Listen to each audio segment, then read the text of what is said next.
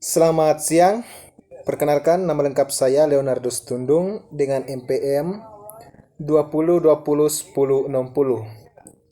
Saya merupakan mahasiswa keperawatan kelas 2020D Fakultas Ilmu Kesehatan dan Pertanian Universitas Santo Paulus Ruteng. Pada video kali ini, saya akan mempresentasikan tentang konsep hubungan antar manusia, konsep diri, dan teori Johari Window. Yang pertama, konsep hubungan antara manusia. Definisi konsep hubungan antara manusia. Manusia merupakan makhluk sosial yang saling membutuhkan antara sesamanya dan menjalankan perannya sebagai makhluk sosial.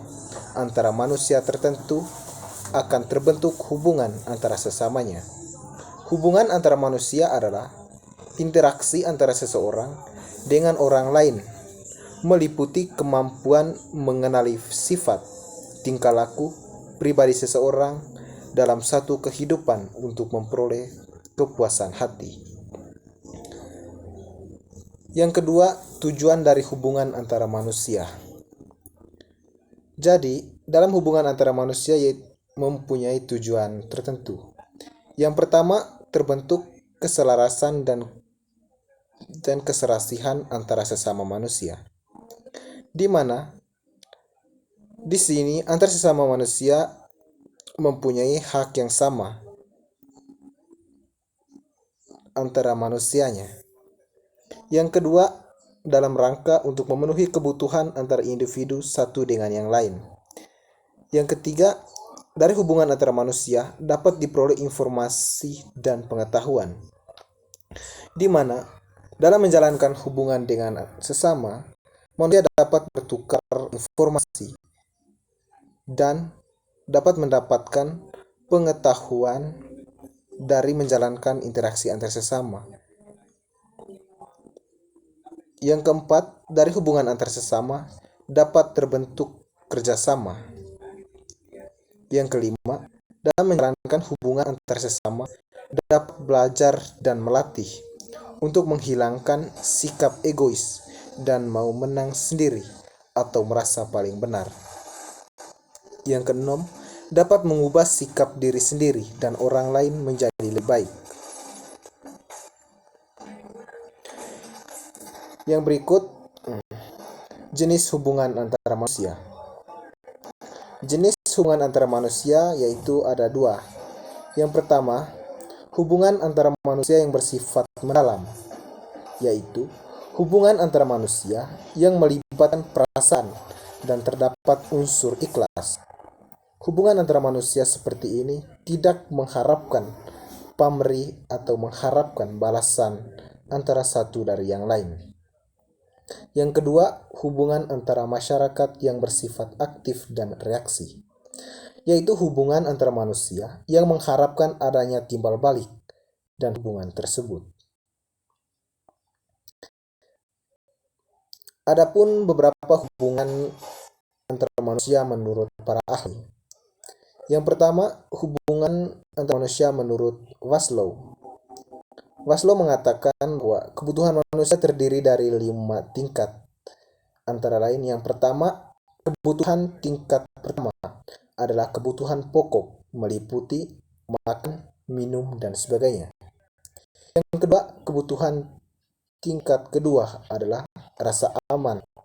Kebutuhan tingkat ketiga adalah rasa sayang atau cinta. Kebutuhan tingkat keempat adalah harga diri, dan kebutuhan tingkat kelima adalah aktualisasi diri. Berikut beberapa faktor utama hubungan antara manusia. Yang pertama, interaksi sosial. Interaksi sosial merupakan faktor yang mendasari terbentuknya hubungan antara manusia, yang berupa yang pertama, imitasi. Imitasi ini merupakan suatu keadaan seseorang mengikuti atau meniru sesuatu dari luar dirinya. Yang kedua, sugesti. Merupakan suatu proses individu menerima cara pandang orang lain tanpa kritik lebih dahulu. Yang ketiga, identifikasi. Identifikasi merupakan suatu proses belajar yang berlangsung secara sadar, irasional, berdasarkan perasaan, dan berkembang bahwa identifikasi berguna untuk melengkapi sistem norma-norma yang ada. Dan yang terakhir, simpati. Simpati merupakan perasaan tertarik individu terhadap orang lain yang timbul atas dasar penilaian perasaan. Yang berikut, faktor yang menentukan interaksi sosial, yaitu faktor yang menentukan baik tidaknya hubungan yang terbentuk.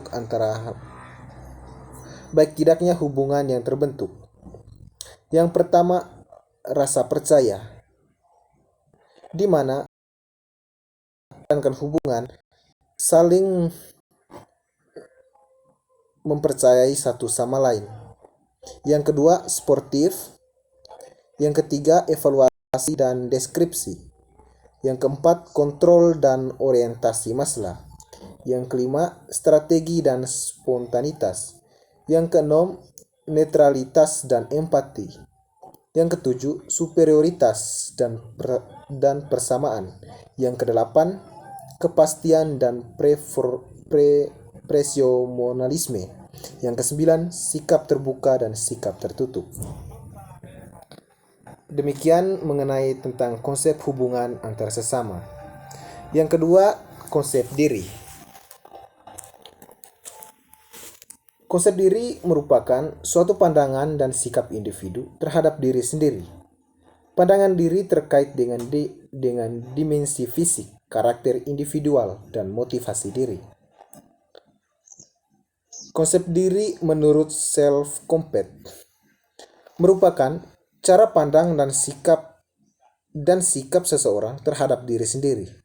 Konsep diri merupakan inti dari kepribadian seseorang dan sangat berperan dalam menentukan dan mengarahkan perkembangan kepribadian serta perilaku seseorang di dalam lingkungannya. Adapun beberapa aspek-aspek konsep diri. Yang pertama, aspek konsep diri menurut Sutatiniksi 2009 mengatakan yang setuju dengan pendapat Fitz 71 mengatakan bahwa aspek-aspek konsep diri adalah sebagai berikut. Yang pertama, aspek pertahanan diri atau self-defense. Yang kedua, aspek penghargaan diri atau self-esteem. Yang ketiga, aspek integrasi diri atau self-integration. Yang keempat, aspek kepercayaan diri atau self-condition. Yang kedua, menurut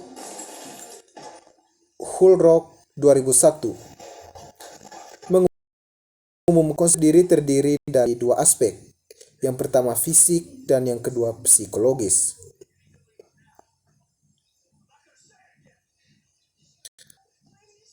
Yang berikut, Ulfa Maria 2007 mengemukakan bahwa aspek konsep diri mencakup beberapa aspek. Antara lain, yang pertama, diri fisik. Yang kedua, diri psikis. Yang ketiga, diri sosial. Yang keempat, diri moral etik. Dan yang kelima, diri keluarga.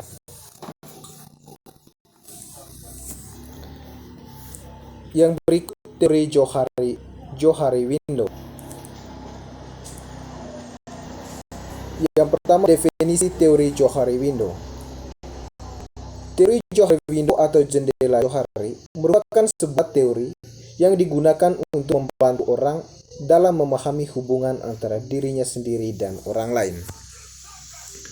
Window atau jendela merupakan suatu hal yang menggambarkan bahwa teori ini memiliki 4 bagian, seperti jendela.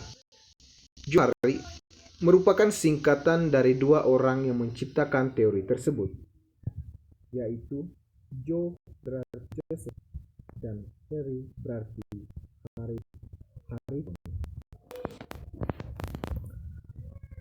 Adapun konsep teori jendela Johari ini terbagi menjadi 4 bagian, di antaranya sebagai berikut.